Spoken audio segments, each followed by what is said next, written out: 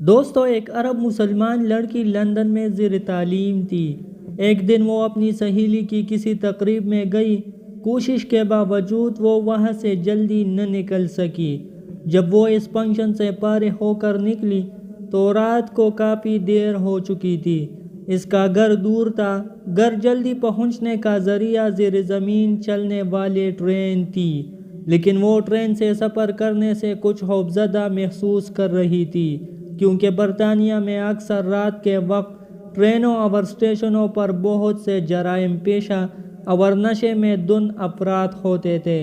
آئے روز ٹیلی ویژن اور اخبارات میں یہاں ہونے والی وارداتوں کا تذکرہ ہوتا رہتا تھا، کیونکہ اس لڑکی کو زیادہ دیر ہو چکی تھی۔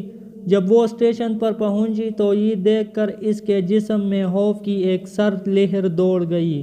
اسٹیشن بالکل سنسان تھا۔ صرف ایک شخص کھڑا تھا جو خلیے سے ہی جرائم پیشہ لگتا تھا۔ وہ انتہائی خوفزدہ ہو گئی۔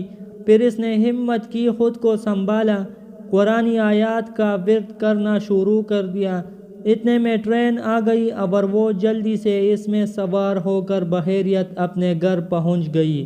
اگلے دن کا اخبار دیکھ کر وہ چونک اٹھی۔ اسی اسٹیشن پر اس کے روانہ ہونے کے تھوڑی دیر بعد ایک نوجوان لڑکی کا قتل ہوا اور قاتل بھی گرفتار ہو گیا تھا۔ وہ پولیس اسٹیشن گئی۔ پولیس والوں کو بتایا کہ قتل سے کچھ دیر پہلے وہ اسٹیشن پر موجود تھی۔ میں قاتل کو پہچانتی ہوں، اس سے کچھ پوچھنا چاہتی ہوں۔